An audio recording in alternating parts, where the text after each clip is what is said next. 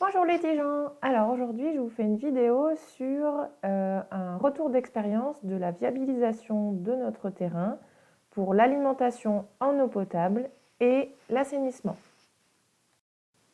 L'objectif est de pouvoir répondre à comment viabiliser un terrain pour l'eau et l'assainissement, donc c'est-à-dire comment raccorder le terrain au réseau de distribution public. Dans une première partie, je vous détaillerai toute la partie administrative, une seconde partie pour toute la partie travaux, et enfin un petit récapitulatif de la chronologie. La première chose à faire si vous voulez faire viabiliser votre terrain, c'est d'identifier les gestionnaires de vos réseaux. En général, pour l'eau et l'assainissement, il peut s'agir d'une communauté de communes ou d'une agglomération. Le service est alors dit en régie. D'un syndicat d'eau et ou d'assainissement, donc un syndicat propre eau ou un syndicat mixte qui fait les deux, où la compétence eau et assainissement ont alors été transférées de la collectivité au syndicat. Ou alors, il peut s'agir d'une entreprise privée. Le service est alors dit en délégation. Pour notre commune, l'eau est gérée en délégation de services publics par la SOR et l'assainissement est géré en régie par la communauté de communes des terres du Haut-Berry. Mais attention, la subtilité chez nous, c'est que les nouveaux branchements d'assainissement sont quand même réalisés par une entreprise qui est elle aussi la SOR.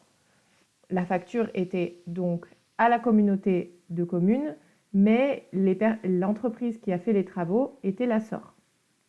Pour avoir accès à ce genre d'informations, soit on est à l'aise avec Internet et on peut trouver directement en tapant le nom de sa commune et en cherchant un petit peu, soit vous pouvez appeler la mairie de votre commune et auquel cas elle doit être à même de pouvoir vous renseigner de qui gère les réseaux sur son territoire. Une fois les gestionnaires de réseau identifiés, il faut que vous envoyiez une demande de raccordement. Alors, suivant le gestionnaire, la demande ne prend pas la même forme. Par exemple, pour l'eau, pour la SOR, c'était par l'intermédiaire de leur site internet. Il y avait une possibilité d'appeler un standard pour demander de l'aide si on ne comprenait pas la démarche, mais sinon il fallait vraiment envoyer tous les documents en suivant la démarche sur internet. Je ne sais pas s'il y avait une autre possibilité, peut-être par courrier, il me semble qu'il y avait une adresse, mais nous on a choisi de faire directement sur leur site. Et pour l'assainissement, on pouvait faire soit par courrier, soit par mail. On envoyait le formulaire qui était obtenu par demande téléphonique ou sur le site de la communauté de communes. Il fallait bien sûr le remplir, le signer et le renvoyer donc rempli et signé, soit en version scannée par mail, soit directement par courrier. Si vous l'envoyez par courrier, je vous conseille quand même de faire une photocopie et d'en garder un exemplaire au cas où le courrier se perde. Ou mieux, de l'envoyer en recommandé avec avis de réception. Une fois que vous avez reçu la preuve comme quoi votre demande a bien été acceptée, donc soit par un mail de réception, soit vous vous êtes assuré en appelant ou avec l'avis de réception de votre courrier, il faut que vous attendiez l'envoi du devis par les gestionnaires. Et donc, je vous conseille de bien surveiller votre boîte aux lettres, vos mails ou vos messageries vocales. Pour nous, on a reçu les devis par courrier. Il y a eu quelques quiproquos qui ont nécessité des appels téléphoniques de leur part. Ils s'étaient trompés sur les devis et autres. Donc, vraiment, veillez bien à surveiller vos modes de communication. Et ensuite, il faut les renvoyer dès que possible, les devis signés, avec le mode de règlement indiqué, donc soit la totalité, soit un acompte, donc par chèque, ou nous, on pouvait faire des virements, donc c'était très bien. Il faut leur renvoyer tout de suite pour renvoyer la balle le plus vite possible pour lancer les délais d'intervention.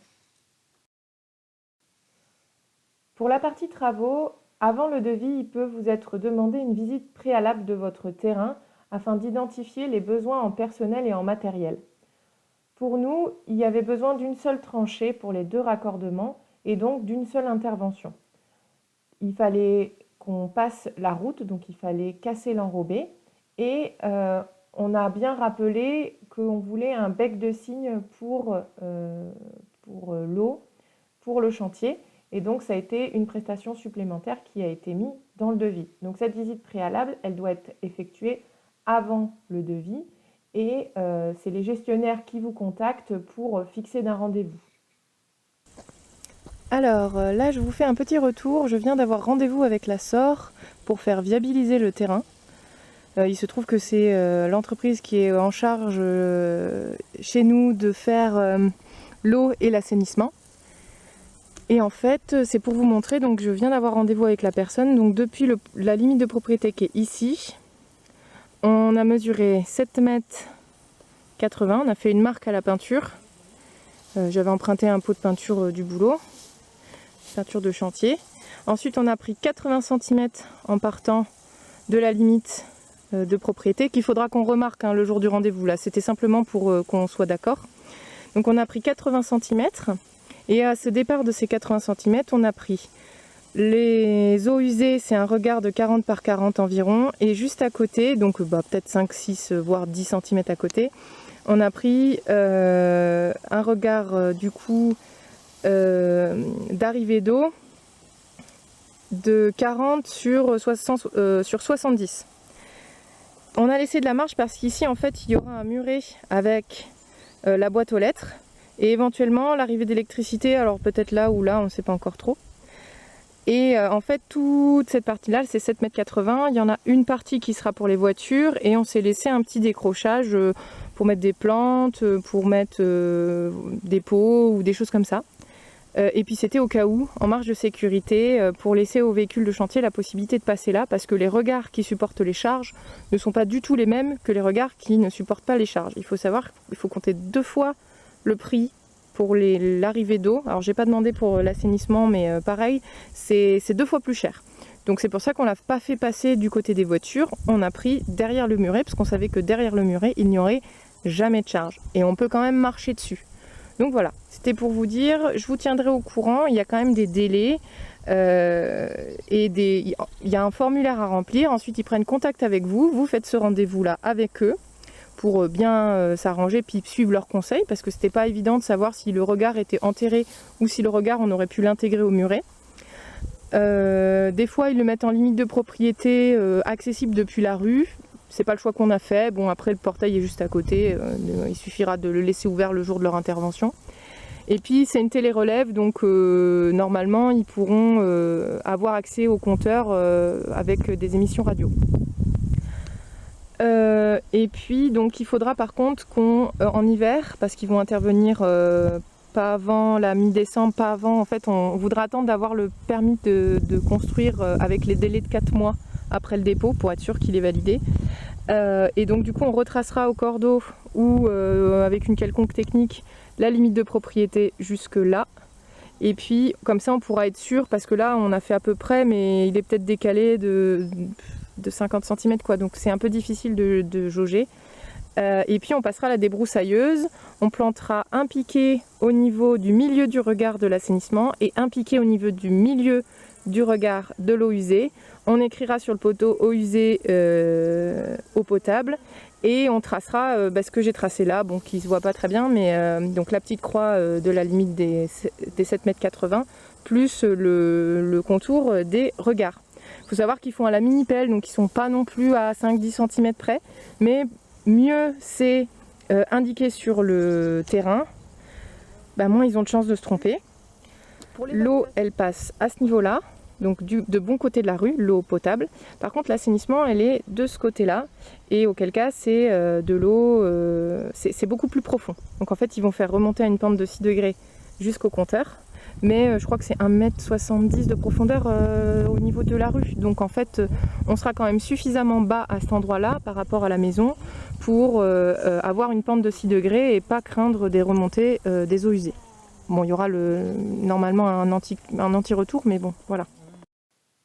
Prochaine étape pour nous, donc, le repérage avec des piquets de l'emplacement exact du centre des regards. Et pour ce faire, on a demandé aux architectes s'ils pouvaient être présents, car ça se faisait en fonction des plans et des contraintes qu'on avait reçues par la SOR. Et donc pour ça, il faut prévoir, suivant leurs conseils, à 1 mètre de la limite du terrain si on a besoin de faire un muret avec des fondations. Nous, on s'en est tenu à 80 cm, on pense que c'est largement suffisant.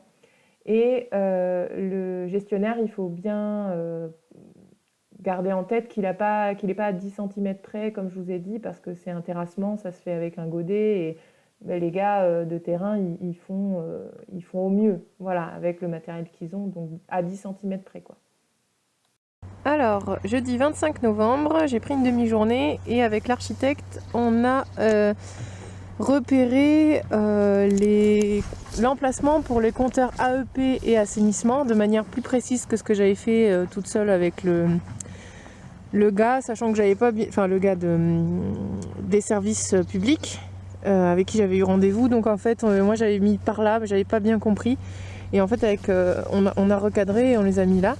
Donc les 3 poteaux que vous voyez là, c'est l'alignement sur lequel il y aura la maison. Ensuite, il y a un petit débord de trottoir et ensuite il y a le regard pour l'AEP et après il y a 60 cm plus loin le regard pour l'assainissement. Voilà. Et on a aussi du coup tracé à la corde pour la limite jusqu'au fond, donc là-bas, quelque chose comme ça, et la limite qui est devant la maison, alors à peu près avec un décamètre, une ficelle et puis 1 mètre, donc, et on était que 2, donc c'était pas non plus hyper évident, et Pythagore nous a bien servi pour faire des angles droits. Voilà. Et enfin, une fois le permis de construire validé, on a donné le feu vert pour l'intervention. Nos conseils, demander d'être informé de la date de tenue du chantier, essayer de passer sur le chantier quitte à prendre une demi-journée de congé, vérifier les points suivants, l'emplacement des compteurs, qu'il y ait au moins 30 cm de sable qui soit mis au-dessus des canalisations, avec au-dessus un grillage avertisseur, mais normalement ils savent leur métier, hein. Enfin voilà, c'est pas non plus des points, le point 2 et le point 3 sont pas non plus des points à surveiller à fond. Et après pour l'assainissement, la personne de la SOR a conseillé un raccordement au-dessus de la canalisation et non sur le côté, qui permettrait de limiter la remontée des odeurs en cas de mise en charge de la canalisation d'eau usée. Donc ça, c'était un de ses conseils à lui, donc je vous le transmets. Et puis prendre des photos et des vidéos et montrer votre intérêt, parce qu'en fait, le simple fait de venir, l'équipe de chantier, elle va se sentir vachement impliquée dans votre projet et elle va voir que vous êtes intéressé par ce qu'ils font et ils ne vont pas vous faire du travail de salaud. C'est des professionnels, mais on n'est pas à l'abri de tomber sur une mauvaise équipe. Donc là, si les gestionnaires sont au courant que vous passez, ils vont vous envoyer une de leurs meilleures équipes. C'est de l'amiantement dedans. J'ai percé un trou au-dessus. Ouais. Et moi je suis revenu et j'ai remis 2 coups d'A45 pour descendre pour les odeurs. Ok. Voilà. Très bien. Et donc ça, c'est ce qu'il y a là-dedans. Voilà. Ok. C'est tout. C'est serré en serflex et puis. Ok. Très bien. Alors là, je me permets, les agents de la SOR sont allés chercher du sable supplémentaire pour faire les 30 cm réglementaires au-dessus des canalisations. Donc là, ils ont dû casser la route. Je fais un petit récap. Il y avait l'assainissement qui passait là, assez profondément. Ensuite, il y avait l'eau potable du coup qui passe là. Vous voyez, ils ont mis un tout petit regard pour avoir accès au branchement et pouvoir le fermer en cas de nécessité. Donc là, ils ont mis 30 cm de sable au-dessus, un grillage avertisseur, puis de la grave calcaire qu'ils ont tassée. Et par-dessus, ils vont refaire l'enrobé. L'assainissement, on le voit là, il arrive dans ce regard-là. Alors, ils ne pouvaient pas le mettre là où on avait indiqué, parce qu'en fait, à la base, nous, on avait indiqué les poteaux dans l'autre sens. C'est encore écrit d'ailleurs, le poteau là, c'est AEP, alors que de ce côté-là, ils ont fait l'assainissement. Mais c'est normal, c'est qu'en fait, au niveau de la route, ils sont tombés sur une tulipe, donc c'est une sorte de branchement, en fait. Enfin, c'est pas de branchement, mais c'est une sorte de jonction sur lequel ils ne pouvaient pas se raccorder. Et donc, ils ont dû inverser. Voilà. Donc l'eau, on la voit par contre, c'est le PE avec le fourreau et il va aller dans ce regard là et dedans il y aura le compteur et ils vont ajouter en sortie de compteur, je pense, un bec de cygne pour le chantier pour qu'on puisse avoir l'eau. Voilà.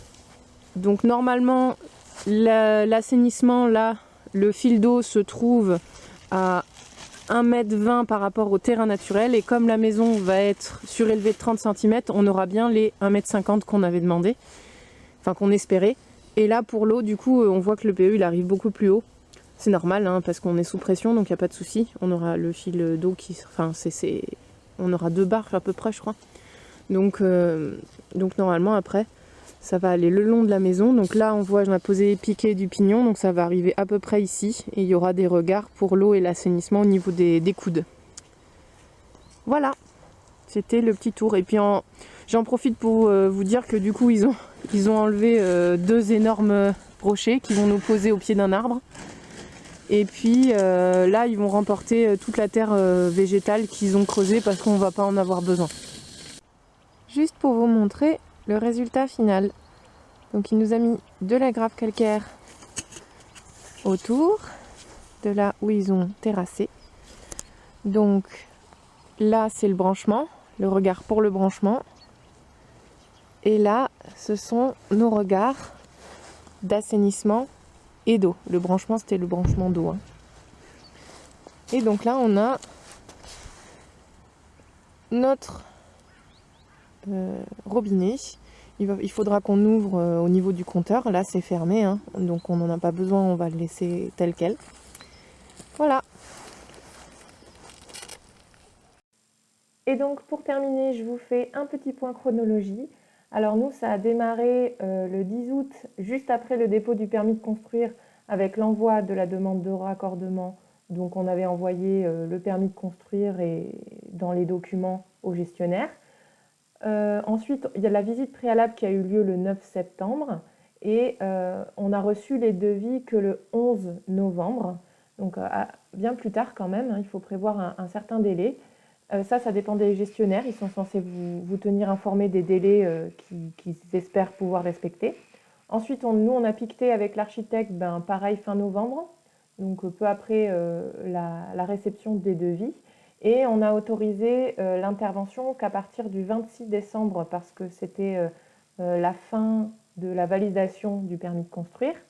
Et du coup, on a eu une intervention le 17 janvier 2022. Et donc ça y est, notre terrain a l'eau, l'assainissement qui est raccordé. Et pour la prochaine vidéo, je vous ferai sans doute un détail des phases avec l'architecte, de projets et de dossiers de consultation des entreprises. Mais je vous dis à la prochaine, salut!